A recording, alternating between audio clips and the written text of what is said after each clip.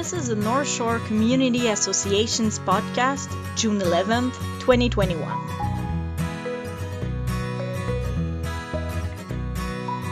Hello, this is Annie Lafrenière, the NSCA Programs and Communications Coordinator. Hello, this is Evelyn Oddie, Executive Assistant at the NSCA office in baie-comeau. First, let's hear from Max Côté, our development agent, who recently interviewed Scott Carrier, a medical laboratory technologist. After the interview, we will present the community events and activities.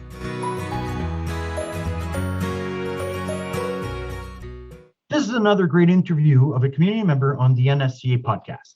Scott Carrier is a resident of Blanc-Sablon and is a medical laboratory technologist. He presently works for the Côte-Nord at the hospital in Blanc-Sablon. Hello, Scott. Nice to speak to you. You can come and speak to us today. Hi, good morning. I'd like to hear how you chose this career and where you went to school to become a medical laboratory technologist, starting from your high school. So how I chose this career was I was looking at the end of high school for something that was involving chemistry. I really enjoyed chemistry. I enjoyed that kind of thing. And I discovered this program actually by looking at a government website back 20 years ago. And it looked really, really interesting. It involved, again, the medical laboratory sciences. And there was a lot of technology involved, a lot of automation and things like that. And I kind of just discovered from there. So in high school, of course, again, in high school, I wasn't really sure where I wanted to go or what I wanted to do. And like I said, I really enjoyed chemistry. And I decided to go to Quebec City, Sainte-Foy, to St. Lawrence College and do pure and applied. So I started that program and I enjoyed it. It was a very, very demanding program. And at the end of college, I was kind of like, I'm not sure what to do. And honestly, even in college at that time, I didn't even know that medical laboratory science or medical laboratory technologist existed. And I ended up going to university. I did about 2.5 years at university in chemistry. And after those 2.5 years, I discovered that, this is not really what I was looking for. So I took a little break. And again, randomly found, honestly, it was randomly found the information on the Quebec government website about this program. And I was like, wow, chemistry, sciences, bench work. So I looked into it. And at that time, and actually today, there's only one cégep in the province of Quebec that offers the program in English. So I noticed Dawson College and looked into it a little bit, applied. Got a reply from Dawson College that I was not accepted because I didn't realize I had to wait until March to apply. So anyway, I called them up and I reapplied and there was no problem and I was accepted. At that time, they honestly, it was a great choice. When I got to Montreal, it was a great choice. And that's it. That's how I got into medical laboratory science. Can you briefly describe what a medical laboratory technologist does? I mean, the medical laboratory technologist, in my case, and I work in the public sector, of course, but we are involved in testing samples. But there is one extra little piece of information. Medical laboratory technologists also do the procurement side of samples. So we'll actually go and get blood samples or whatnot from a patient. And then from there, we perform the laboratory analysis in various departments, such as hematology, biochemistry, microbiology, and transfusion science or blood bank. And of course, there's other branches also, pathology, cytology. We can go on and on. You decided to study in college in several places before choosing to go to Dawson College. Can you explain to us what it was like to decide which schools to go to?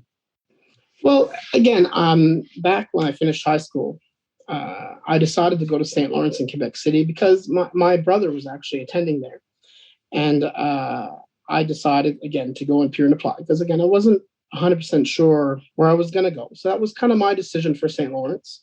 Dawson, I mean, really the reason why I didn't even know back in high school, again, about Dawson College because it was a Montreal cégep. Again, I knew about St. Lawrence because of my brother. And there was a cégep in Gaspé also that I could have attended. But the reason why I chose Dawson was, again, because the program was offered in English.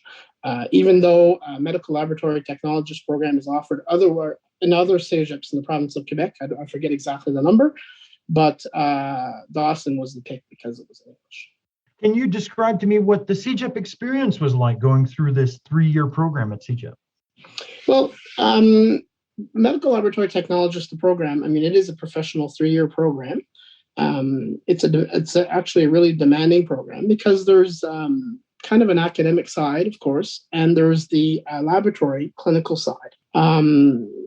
You have to respect high standards of practice and things like that and whatever for the program.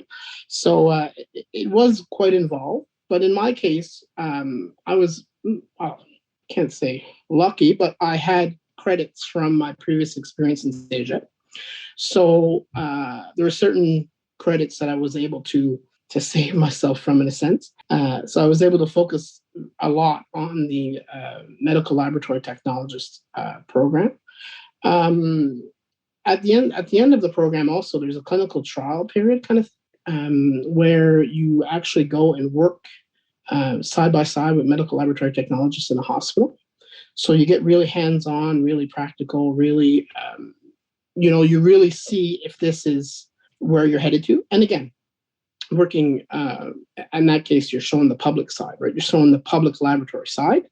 And another cool thing about the medical laboratory technologist program is that in your second year, the summer of your second year, after the second year, you can actually go and work, again, in the labs. Usually it's going to be a hospital lab. And you can work for that whole summer and see if you're really, this is where I want to go, this is what I want to do. And you get more, again, in practice. You see what goes on. And it's really interesting too. Are there several fields of work a medical laboratory technologist can work in? So when I finished my program, the vast majority of people usually started out in the public sector, but that wasn't always the case. I had a few that went into the private sector at that time. But now if I look back at who I went to school with and who I finished with, they're all in various professions. There's public labs, again, private labs, research, pharmaceuticals. There's people working for like in vitro fertilization companies. There's people working in pharmaceuticals. There's all kinds of branches of science. Sales. I have a few that have gone into sales part of it. Service, which is something that I kind of looked at too, in terms of, medical laboratory technology uses a lot of technology. We have large automated machines and things like that. So there's a lot of service involved there. I've had friends that have gone into accreditation agencies. So the labs are always looked at to see how we're doing and things like that. And I mean, I've had others that have gone back to school to go into medicine. Others that have gone back to do other courses, other programs. It's a good basis. But again, the vast majority are usually head towards that public side. And that's what it is. Explain to me what a typical day for Scott's work routine looks like. The typical day, I mean, it's kind of a little bit of a difficult question to answer, because a typical day, yes, there's things that come back day after day, but there's a lot of new things or things that you'll have that, randomly will happen. But usually a day, I mean, it's in the morning, let's say if I just do a general 8 to 4 day, in the morning we arrive and you have to get everything going. So we have, again, a lot of instrumentation, a lot of machines, a lot of quality control to do. So we got to make sure that our instruments are up to par and everything is working properly. Then once that kind of gets going, we have patient samples to do. We have to get those tests out. We have to get those results out. So it's a lot of, again, generating results, getting things to the doctor, the nurses, being part of a team. I'm often on where we are here, of course, we have various, how do I put it, CLSCs and things like that. So, I mean, it's a lot of phone calls. It's a lot of remote stuff because, again, where we are and what we do. But I think a lot of it, again, once there's a routine there. But, I mean, it's getting those samples, getting the results, accurate, precise, getting the results out to the doctors, getting things done. Well, I'd like to thank you, Mr. Carrier, for your participation to this podcast. I hope we can do this again sometime. Absolutely. Thank you.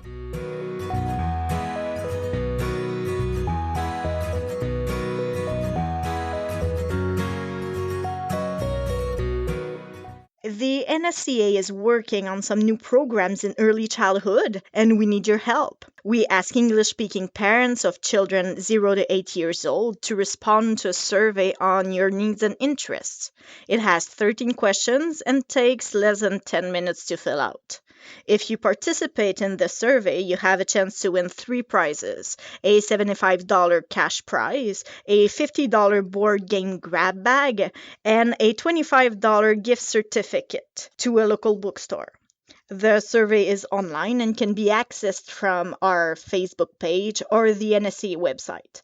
The survey aims to shed light among our North Shore families on their needs, be it information, workshops, activities, and their obstacles to participating in those programs.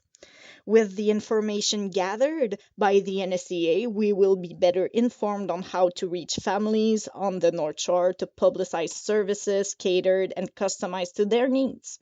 We hope you spread the word to participate in this very important information gathering. The survey will be open until July 9th, 2021. Spread the word! Join us on Zoom for a CHEP session on Wednesday, June 16th at 10 a.m. with presenter Dr. Antonio Canuto, optometrist and also a University of Montreal graduate. He has been practicing pediatric and geriatric low vision optometry at the Lethbridge Leighton Mackay Rehabilitation Center since 1996. He also lectures on low vision rehabilitation to McGill University residents in ophthalmology. He has worked as a clinical teacher in primary care optometry clinical skills at the University of Montreal School of Optometry Clinic. Dr. Canuto has a particular interest in macular degeneration. This interactive session will explore an introduction to the eye, common eye diseases such as cataracts, glaucoma, and macular degeneration, and current prevention and treatments. If you are interested in this health education session, you may follow the registration link on our Facebook post, or you can also email Evelyn at e.audy@quebecnorthshore.org if you need help registering. The NSCA has launched Family Ties, an e-bulletin centered on early childhood themes. This bi-monthly info letter will broach subjects relevant to our children to inform parents of the North Shore of resources, programs, and activities in which they can participate in with their families. Contact us to get on our mailing list. Did you know the NSCA hosts a small community library of English novels in their offices of Sept-îles and baie-comeau?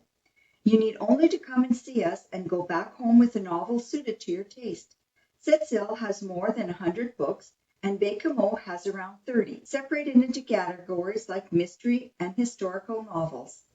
You have until June 25th to register to obtain the Family Fun Care Package, Summer Edition for your children aged 0 to 8 years old. Enjoy activities, craft science experiments, and more. Not only will you have fun together, but your child will get to practice skills necessary for school while having fun. Contact us through Facebook or by email at a.lafreniere@quebecnorthshore.org or come and get your package in our offices. They are readily available in baie-comeau, port-cartier, and sept-îles.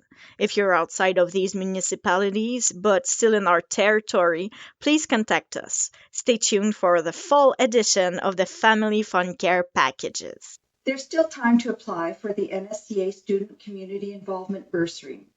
Do you continually commit your time, talent, and energy without receiving payment to